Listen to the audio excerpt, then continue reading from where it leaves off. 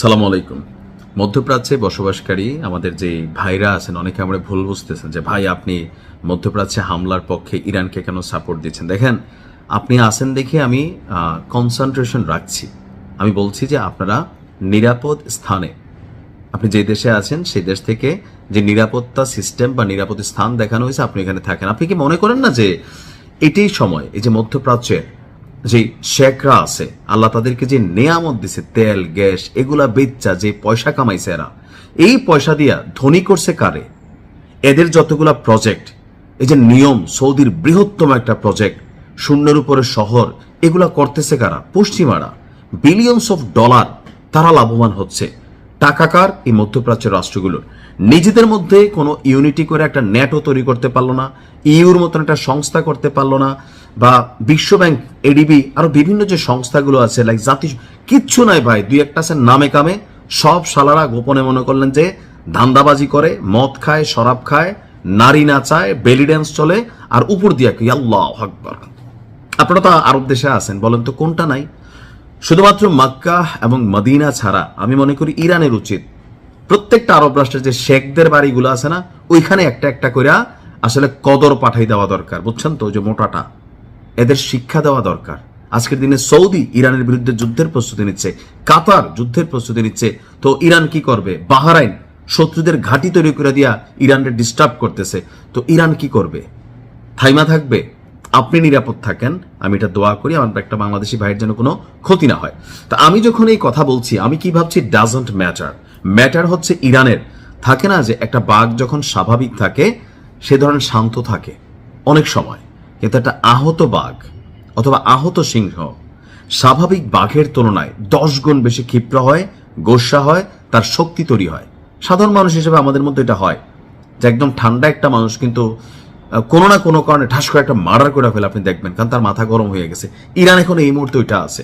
আমি যখন নিউজটি করছি গেল কিছুক্ষণ আগেও কাতার এবং বাহরাইনে বিস্ফোরণের শব্দ শোনা যাচ্ছে একের পর এক। এখন আপনি ভাবতে পারেন যে তারা কি মিসাইল হামলা চালাইলো, ড্রোন হামলা চালাইলো, মার্কিন ঘাঁটিগুলোর বাহিরে কেন বিস্ফোরণ করতেছে? আপনার বোঝা উচিত ইরান ছোটখাটো একটা খেলোয়াড় না। প্রত্যেক দেশে তাদের নিজস্ব খেলোয়াড় আছে, স্লিপিং সেল আছে, যারা ডু অর ডাই, মরবে অথবা লড়বে, এই সেন্সের মধ্যে থাকে। আমি আমার আরেকটা ভিডিওতে বলছিলাম, এই যে জজবা, ইমানি জজবা, এটা ভিন্ন জিনিস। সেই বদরের যুদ্ধের ঘটনায় দেখেন 313 বনাম 10,000 জিতছিল কিভাবে? 10,000 যারা ছিল এরা ছিল বেতনে চাকরি করা সৈনিক, আর 313 তারা ছিল যে যদি মানে কি বলে যে মইরা যায় তো মইরা গেলাম, আর যদি বাঁচি বীরের মতন বাঁচবো, নিজের দেশের জন্য বাঁচবো, ধর্মের জন্য লড়াই করছে, সবকিছু মিলে জয় চলে আসছে। তো এখন ইরানে যে ঘটনাগুলো ঘটতেছে, আইআরজিসি থেকে শুরু করে সবকিছুতে যেভাবে প্রধানদেরকে একের পর এক শেষ করে দেওয়া হইতেছে, তো তাদের সামনে তো একটাই রাস্তা, এদের প্রত্যেককে, যে নতুন সরকার আসবে পশ্চিমা মদতপুষ্ট, আইসা প্রত্যেকটা সেনাবাহিনীর সদস্য, প্রত্যেকটা জেনারেল, প্রত্যেকটা বিজ্ঞানী যারা 47 বছর ধরে আজকে ইরানকে তৈরি করছে, এদের প্রত্যেকে দেখবেন ফাঁসি দিয়ে দিবে, যাবজ্জীবন কারাদণ্ড দিয়ে দিবে। আমেরিকা ভেনেজুয়েলার প্রেসিডেন্টের মতন অনেকেই তুলে নিয়ে যাবে। আপনি দেখবেন যে এগুলাই ঘটবে। তো তারা কি করবে? আর কাতার, বাহরাইন এমন দুইটা রাষ্ট্র, এত বড় গাদ্দার রাষ্ট্র, যে তারা নিজেরা যেই পরিমাণ ক্ষতি ইরানের জন্য করছে, ফিলিস্তিন ইস্যুতে করছে, আমার নিউজগুলো যারা দেখছেন তারা কিন্তু জানেন।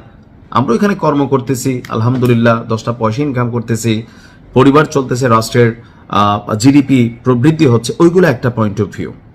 তবে খুব বেশি বড় ঘটনা ঘটবে না, এটা মনে রাখেন। ওই জায়গাগুলোরই ধরতেছে সামরিক বেইসের বাহিরে কোথায়, যেখানে পশ্চিমাদের বড় ধরনের ইনভেস্টমেন্ট আছে, ওইখানে কিন্তু ধরতেছে। সো আমি আপনাদের জন্য দোয়া করি, আপনারা একটু নিরাপদ স্থানে থাকবেন, পারলে ছুটি লইয়া দেশে চলে আসেন কয়েকদিনের লেগা, ওই সাইজ করে ফেলুক, আপনার কর্মস্থল ঠিক থাকলে হয়েছে। আসলে ক্ষতি তো হবে, যুদ্ধ সবার জন্যই ক্ষতিকর কম বেশি। এখন আমার কোনো ক্ষতি হবে না, তা আমার তো ভালোই লাগবে এগুলা, কিন্তু আমি যখন নিজে ক্ষতিগ্রস্ত হব তখন বোঝা যাবে। তা আমি ক্ষতিগ্রস্ত হই না। অনেকে বলতে পারেন ভাই এই পর্যন্ত আমার তিনটা ইউটিউব চ্যানেল নষ্ট হয়েছে শুধুমাত্র ইসরায়েলের বিরুদ্ধে কথা বলা হয়। এক একটাতে ফলোয়ার কত ছিল? আপনারা তো ছিলেন 15 লক্ষ 20 লক্ষ। আমার কতগুলো ফেসবুক পেজ নষ্ট হয়েছে। আমার যদি একটা পেজ থাকতো এতদিন আমার ফলোয়ার 1 কোটি পার হইতো। আপনি দেখেন গত 7-8 বছর আমি যে পরিমাণ ক্ষতিগ্রস্ত হয়েছি সার্বিক দিক থেকে, তারপর থামি নাই, কারণ আল্লাহ একভাবে না একভাবে আমার রিজিক ব্যবস্থা করে দিচ্ছে, আর আপনারাও ঘুরে ফিরে নাইম বেড়ে খুঁজে বের করে নিচ্ছেন। এটা আমার সাহসের জায়গা। হয়তো উচিত কথাটা বলি। তো কাতার এবং বাহরাইনে বেশ কিছু ঘটনা ঘটবে, আপনার ওই দৃশ্যমান ক্ষেপণাস্ত্র বা ড্রোনের মাধ্যমে না, এটা ভিন্নভাবে ঘটবে।